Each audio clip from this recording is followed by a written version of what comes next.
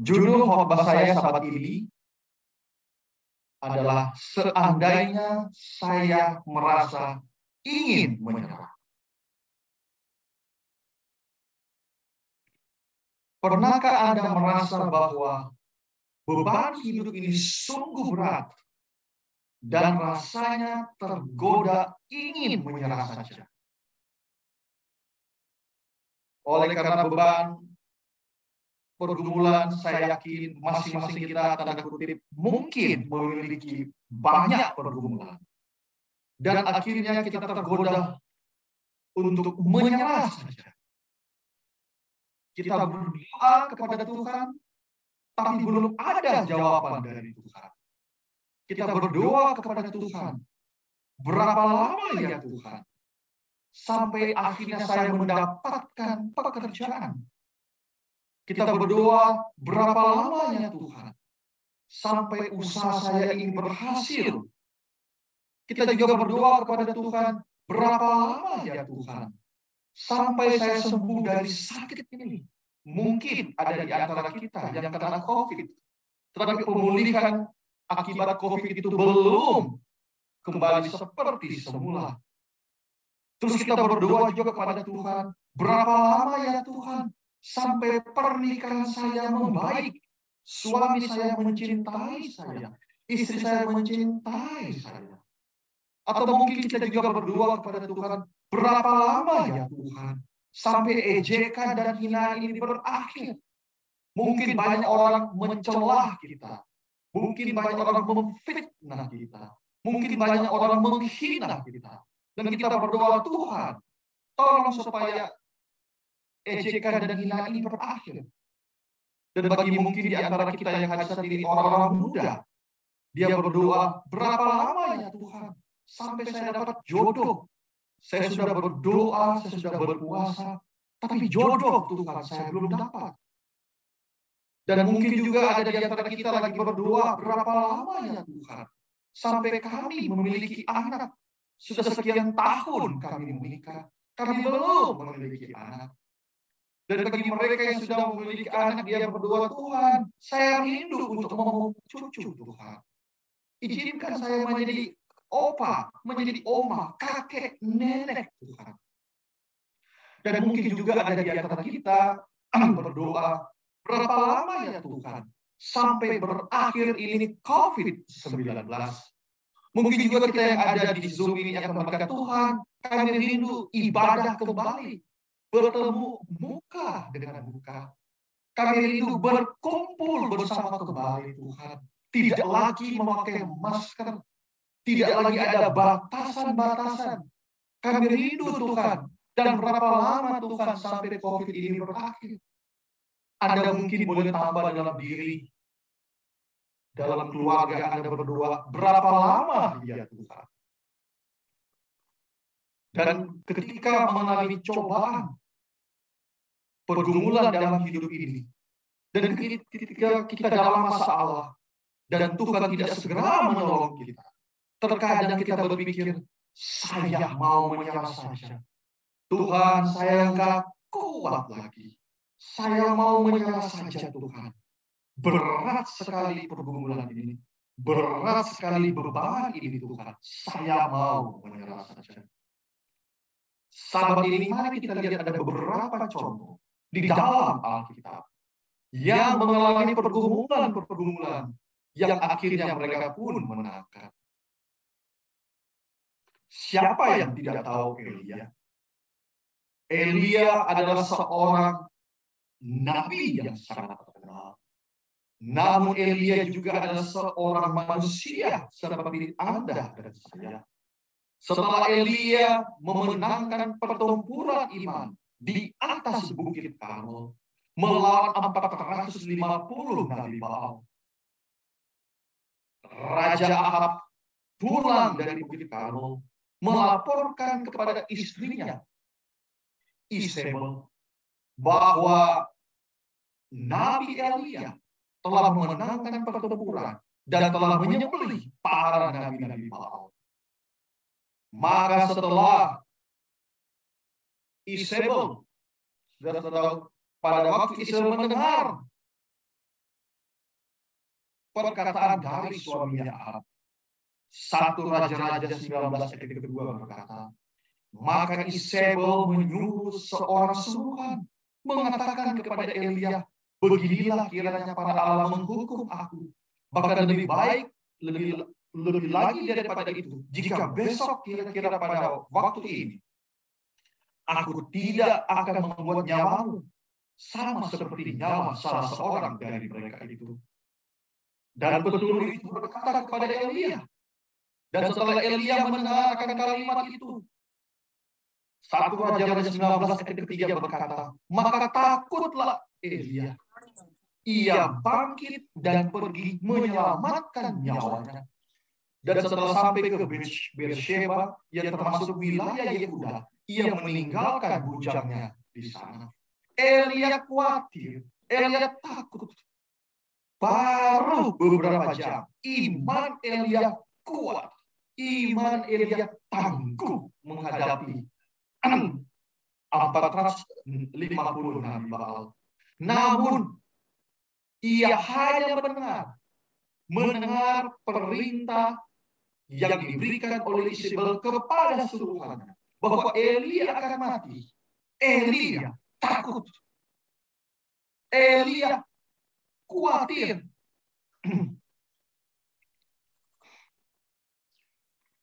Ayat yang keempat berkata, cukuplah itu sekarang ya Tuhan, ambillah nyawaku. Oleh karena ketakutan nyawanya akan diambil, Elia frustasi, menyerah dan berkata, Tuhan, ambillah nyawaku.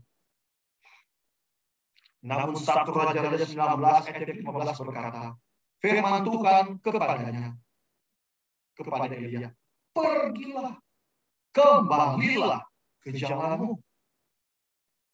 Seandainya Elia menyerah dan tidak kembali ke Tuhan oleh karena ketakutan yang ia alami, maka Elia tidak akan ada di surga. Para Nabi dan Bapa volume 1 halaman 81 paragraf ketiga. Di atas bukit di mana Yesus dipermuliakan, Musa hadir bersama dengan Elia yang telah diangkat ke surga. Jika Elia tidak kembali ke Tuhan, tidak kembali ke jalan Tuhan, maka walaupun Elia hebat di Bukit Karmel, Elia tidak akan ada di surga saat ini. Apa yang tidak kenal Petrus?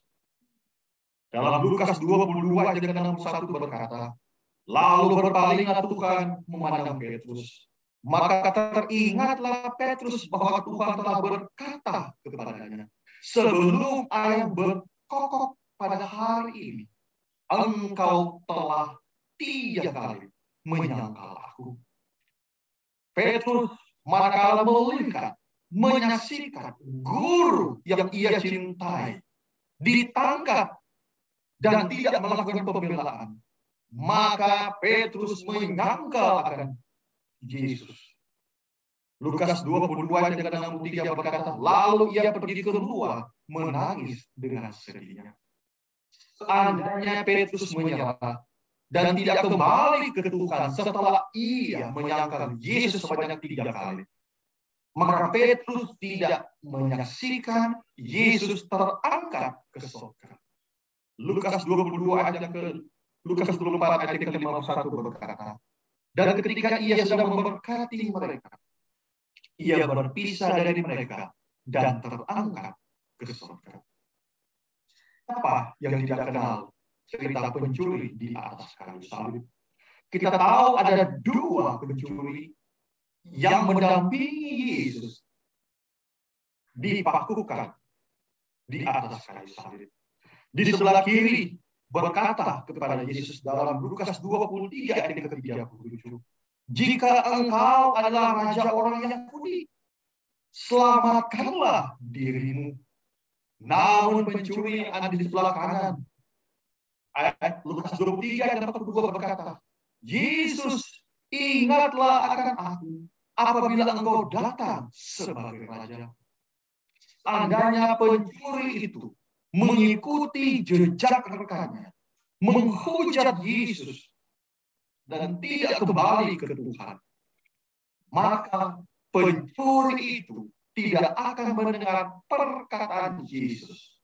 Lukas 23 ayat yang ke-43 berkata, kata Yesus kepadanya, aku berkata kepadamu, sesungguhnya hari ini juga engkau akan ada bersama-sama dengan aku di dalam Firdaus. Umat-umat Tuhan yang hadir di One Christ Community sahabat ini, amaran, be careful, berhati-hatilah membuat keputusan saat Anda emosi atau stres. Elia oleh karena tekanan bahwa ia akan mati dibunuh oleh Israel, dia melupakan Tuhan. Dia ingin mati saja. Petrus oleh karena kekecewaannya kepada Yesus, karena Yesus ditangkap tanpa untuk membela diri, dia menyangka Yesus. Pencuri akibat penderitaan kesakitan di atas kayu salib, dia menghujat Yesus. Amaran, be careful. Membuat keputusan saat Anda emosi dan stres dapat berakibat fatal. Tidak jarang kita mendengar akibat sakit hati kepada atasan atau sakit hati kepada rekan kerja, kita kehilangan pekerjaan. Oleh karena mungkin kita tersinggung karena pimpinan kita terlalu berat memberikan beban kepada kita. Atau mungkin kita tersinggung pada rekan-rekan kerja kita yang memfitnah kita. Akhirnya kita berhenti dari pekerjaan itu. Kita kehilangan pekerjaan. Dan tidak sering saudara-saudara umat-umat Tuhan akibat tersinggung dan tidak mau mengalah di dalam gereja. Tidak sering kita lihat banyak gereja-gereja ribut karena satu anggota dan anggota yang lain. Gengsi harga diri. Apalagi kalau pada waktu tiba namanya pemilihan pegawai jemaat. Maka harga diri itu mau saling menjatuhkan satu dengan yang lain terjadi. Dan tidak sedikit rumah tangga hancur karena suami dan istri ego mempertahankan keputusan masing-masing. Suami tidak mau mengalah, istri tidak mau mengalah. Masing-masing mempertahankan pendapat mereka. Masing-masing menganggap diri mereka benar. Masing-masing menganggap saya yang betul. Akhirnya rumah tangga hancur. Dan tidak sering kita dengar orang yang kecewa karena tidak dapat jodoh, kehilangan pekerjaan, nggak punya uang, akhirnya hancur masa depan, lari ke narkoba, lari membuat hal-hal yang negatif, akhirnya kehilangan hidup yang kekal. Saudara-saudara yang ada yang di One Community Church, be careful, berhati-hatilah saat Anda di dalam keadaan stres dan emosi. Godaan itu, cobaan itu menghantui kita untuk membuat keputusan yang fatal. Ketika Anda merasa ingin menyerah oleh karena beban hidup yang sangat berat, Mazmur 145 ayat 18 berkata, Tuhan dekat pada setiap orang yang berseru kepadanya. Pada setiap orang yang berseru kepadanya dalam kesetiaan. Tuhan dekat. Kadang-kadang kita lupa, sepertinya Tuhan itu jauh dari kita. Oleh karena banyak sekali pergumulan, banyak sekali cobaan, kita merasa seperti doa tadi, kok Tuhan tidak jawab doa saya? Kok Tuhan seperti tidak mendengar seruan saya? Kok Tuhan itu seperti meninggalkan saya? Padahal dia dekat kepada kita. Pena Inspirasi berkata, Yesus mengenal kita secara pribadi dan terharu dengan kelemahan kita. Ia mengenal kita semua dengan nama kita. Ia mengetahui rumah yang kita huni serta nama setiap jiwa penghuni. Dia tahu siapa yang tinggal di dalam rumah kita. Dia tahu siapa yang suami, siapa nama istri, siapa nama anak-anak. Dia tahu semua. Bahkan ia berkata, setiap jiwa dikenal benar oleh Yesus. Seolah-olah. Jadi seolah-olah bagi dia saja satu-satunya juru selamat sudah mati. Jadi Yesus begitu mengetahui kita. Jadi kalau ada yang berkata, sepertinya Yesus tidak tahu pergumulan saya. Satu-satunya pertolongan yang bersifat tetap lengkap hanyalah berasal dari Dia yang telah menjadikan langit dan bumi dan pemilik alam semesta ini sesuai dengan ya. Jadi sepertinya Yesus tidak mengetahui akan keadaan kita. Sepertinya Yesus tidak tahu akan jati diri kita. Dia tidak tahu akan pergumulan kita. Namun, Roh berkata, Yesus mengenal kita dengan benar. Lebih lanjut, dia berkata, seruan minta pertolongan itu sampai ke telinganya. Jikalau kita berkata, jangan yang Tuhan tidak mendengar doa kita, Tuhan tidak mendengar pergumulan kita. No, sampai ke telinganya. Ia tidak pernah akan meninggalkan seseorang yang baginya ia telah mati. Kecuali, katanya, para pengikutnya memilih meninggalkan dia. Ia akan memegang mereka erat-erat. Ia tidak meninggalkan kita sendirian. Bergumul dengan pencobaan, bertempur dengan kejahatan, dan akhirnya diremukkan dengan beban dan kesusahan.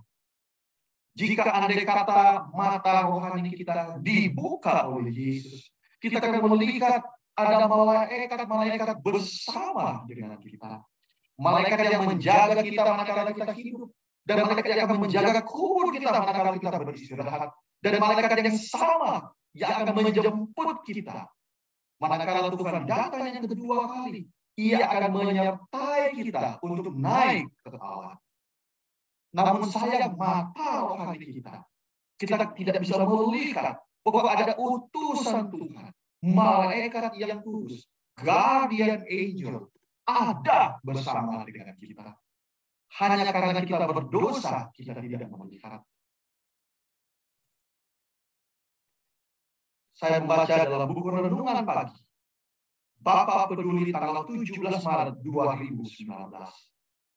Inilah kewajiban kita. A call to call and trust. Kekuatan dari setiap jiwa ada di dalam Kristus, bukan di dalam diri manusia. Ketenangan dan kepercayaan harus menjadi bagi kita kekuatan bagi mereka yang menyerahkan hatinya kepada Allah. Saudara-saudara, apapun itu pergumulan, Tuhan hanya minta kepada kita, engkau harus tenang dan percaya. Tidak ada yang lain. Saya memberikan Anda kisah nyata dari seorang yang kita sangat kenal yang bernama Ellen G. White. Dalam Ellen White Story di Australia tahun 1891 sampai tahun 1900. Pada waktu Ellen White diputuskan oleh General Conference untuk menjadi misionaris di Australia. Dia berangkat tahun 1891. Pada waktu dia berada di Australia, di dalam buku renungan This Day with God halaman 45, Ellen White berkata, setelah 11 bulan berada di Australia, saya terserang rematik tulang, sehingga saya tidak sanggup mengangkat kaki karena terlalu sakit. Saya pernah merasakan lutut saya sangat sakit sekali waktu turun dari tangga. Sakit sekali. Tapi masih boleh bergerak. Tapi Ellen White berkata, dia tidak bisa mengangkat lagi, nggak kuat lagi. Selama 11 bulan itu, penderitaan saya tidak berkurang. Selama masa ini, itulah penderitaan saya yang paling menyakitkan. Rematik sakit selama 11 bulan. Lebih lanjut dia berkata, sementara saya melewati cobaan penderitaan fisik ini, saya mencurahkan banyak malam tanpa tidur untuk berdoa dengan sungguh-sungguh agar kesehatan saya dapat dipulihkan. Dan selama masa itu saya sudah hampir tidak berdaya. Anda lihat, Ellen White hampir tidak berdaya.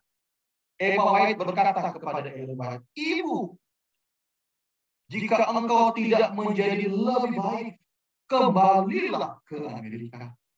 Ellen White waktu mendengar itu tergoda juga.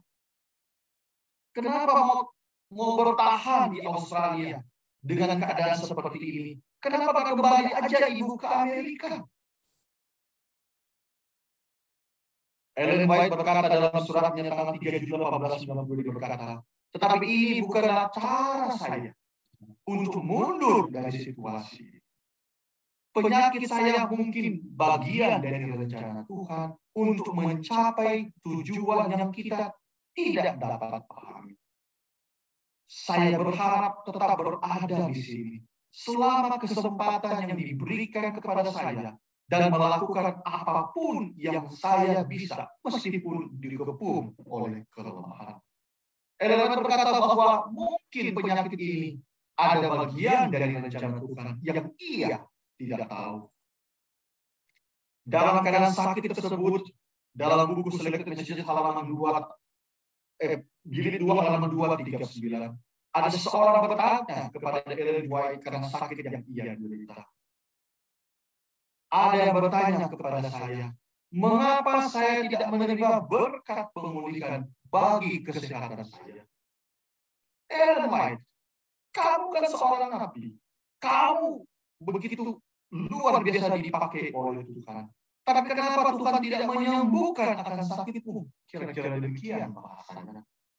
Saya menjawab, akankah saya menginterpretasikan bulan-bulan yang panjang dalam kondisi sakit ini sebagai bukti ketidaksenangan Allah karena saya telah datang ke Australia? Anda perhatikan kalimat selanjutnya sangat menarik sekali. Saya menjawabnya dengan yakin, tidak. Saya tidak berani melakukan itu. Saat saya berdoa sungguh-sungguh untuk mendapatkan pemulihan, kelihatannya Tuhan tidak menjawab. Maka semangat saya hampir pudar. Jadi Ellen White juga tergoda. Dia sudah berdoa, bahkan malam-malam pun dia tidak tidur. Dia berdoa agar Tuhan sembuhkan penyakitnya. Namun dia tidak mendapatkan kesembuhan. Dan kelihatannya Tuhan tidak menjawab.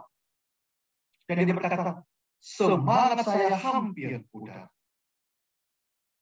Kemudian juru selamat yang penuh kasih membuat saya memikirkan keberadaannya. Lalu ia berkata kepada saya, tidak bisakah engkau mempercayai aku yang sudah membelimu dengan darahku sendiri?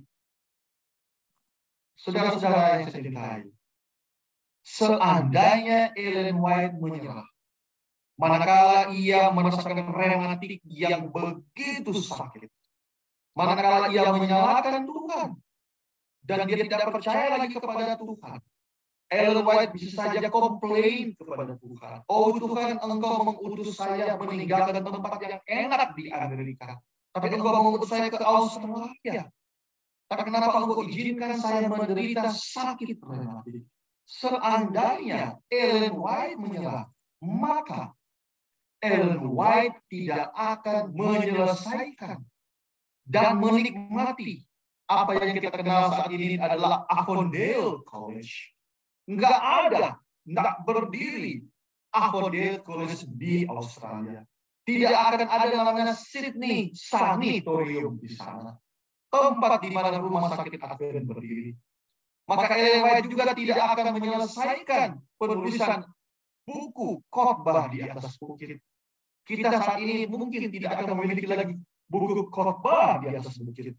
Begitu juga buku kerinduan segala sama.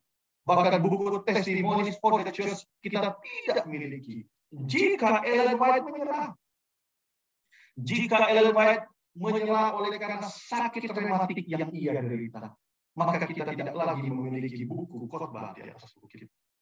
Lebih lanjut kutipan itu berkata, maka di samping semuanya penderitaan yang saya alami itu, ada sisi yang menggembirakan. Sebab juru selamat rasanya katanya begitu dekat dengan saya. Dan saya merasakan hadirat sucinya dalam hatiku. Bulan-bulan penderitaan itu menjadi saat-saat yang paling membahagiakan dalam hidup saya. Saya ditemani oleh juru selamat. Saya pernah baca satu kutipan, cuma saya lupa di mana itu kutipan. Saat kita merasa Tuhan jauh dari kita, ternyata katanya Tuhan itu dekat dengan kita. Saudara-saudara, di saat Ellen White merasakan penderitaan fisik yang begitu sakit akibat rematik, di saat itulah dia merasakan Yesus dekat dengan dia. Dia merasakan ada kedamaian. Lebih lanjut dikatakan, sinya memenuhi saya. Dalam keadaan saya yang sangat menderita itu, ternyata belas kasihannya menghibur saya. Dia berkata, saya tetap memandang kepada Yesus yang berbelas kasihan. Sang juru selamat yang berkemurahan dan sumber kasih itu. Sehingga dia bilang, saya tidak akan menyerah kamu. Dan lebih lanjut dia berkata, sang juru selamat. Lalu saya pun menyadari bahwa ia akan memberikan sukacita dan damai sejahtera bagi saya. Ia juga akan menghadiahkan sukacita bagi kamu sekalian sebagai satu-satunya hal yang paling besar saat hidupmu terasa buntu. Jadi bukan cuma dia saja diberikan kekuatan oleh Tuhan, diberikan sukacita dan kedamaian dalam penderitaan yang ia alami. Manakala Ellen White dalam keadaan buntu oleh karena sakit rematik. Namun kita juga jikalau kita memandang kepada Yesus, jikalau kita percaya kepada Yesus, walaupun saat hidup ini mungkin ada di antara kita terasa buntu, disitulah Yesus dekat dengan kita. Saudara-saudara umat-umat Tuhan yang ada, yang hadir saat ini, ketika Anda merasa ingin menyerah, Ellen White sudah memberikan contoh. Pandanglah kepada Yesus. Saudara-saudara, jangan buang juru selamat itu. Ellen White dalam khayal yang pertama.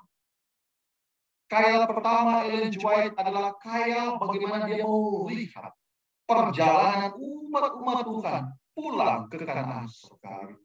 Ia melihat hanya mereka yang terus memandang ke depan. Hanya mereka yang terus memandang ke wajah Yesus. Hanya mereka yang selalu mengingat akan kasih Yesus di dalam hidupnya. Hanya mereka yang selalu mengingat akan kebaikan Yesus.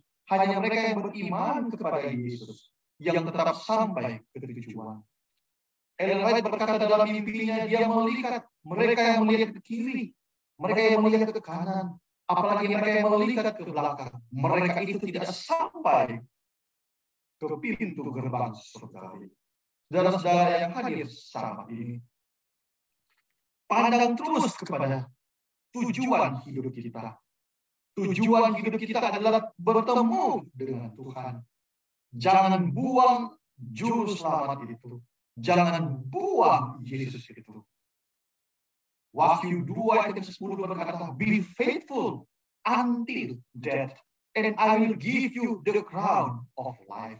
Saudara-saudara yang hadir pada saat ini, jika saya mau menyebutkan nama Anda satu persatu, bayangkanlah, renungkanlah, jikalau Anda yang lagi bertelut di sini, mungkin Lisa Prawira, atau Purwa Hartono, atau Gaby Poliman, atau Treasure. Bayangkan jikalau Anda yang lagi bertelut saat ini di tepi laut kaca. Yesus dengan tangan kanannya sendiri memberikan Anda mahkota kemenangan.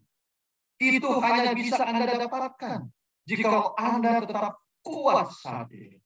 Jika kita bertahan dalam hidup ini.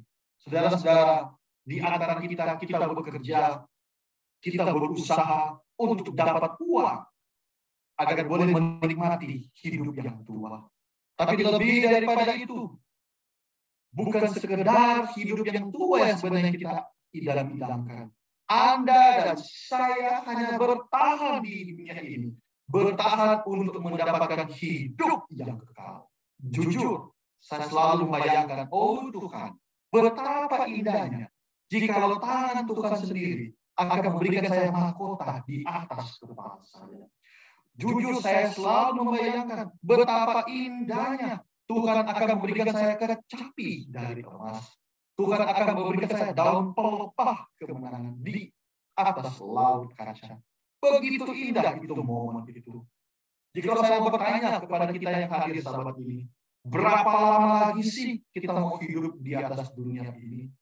Jikalau mungkin umur Pak Purwahartono, contohnya umur 55 saat ini. Maka paling lama kita usia 25-30 tahun, atau paling lama 40 tahun pun kita akan beristirahat. Tidak lama itu 40 tahun itu. Mari, Anda dan saya, jikalau cobaan, temptation itu datang, mau menggoyahkan iman kita, menggoyahkan semangat kita untuk bersekutu dengan Tuhan. Cepat-cepat pandang kepada Yesus. Cepat-cepat lihat kebaikan Yesus. Renungkan kasih Yesus.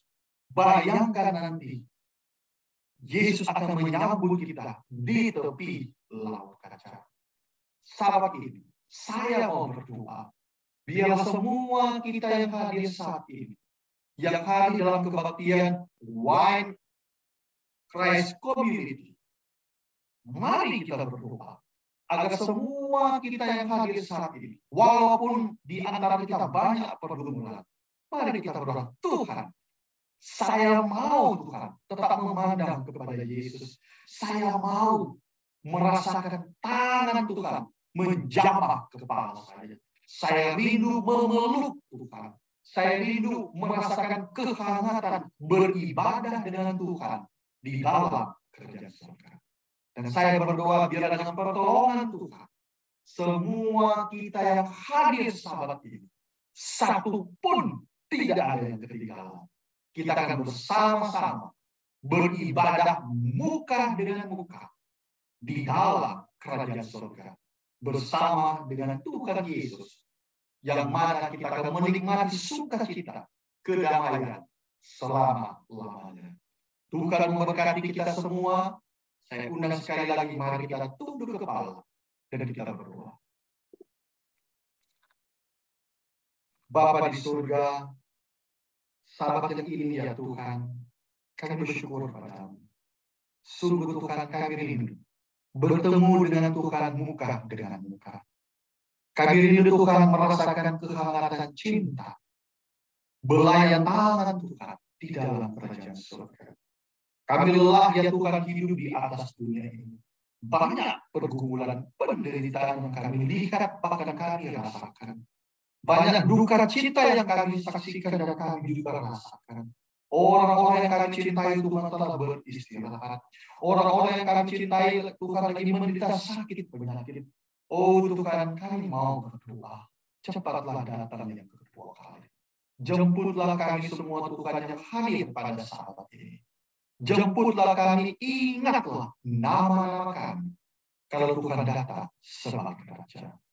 Namun sebelum Tuhan datang yang kedua kali, biarlah Tuhan memberkati kami, mengurapi kami, sehingga kami kokoh di dalam iman. Untuk itu ya Tuhan, bila hamba-Mu menumpangkan tangan kepada semua umat-umat Tuhan yang hadir pada saat ini. Biarlah tangan Tuhanlah yang menumpangkan tangan, memberikan berkat dari surga. Tuhan memberkati dan melindungi engkau.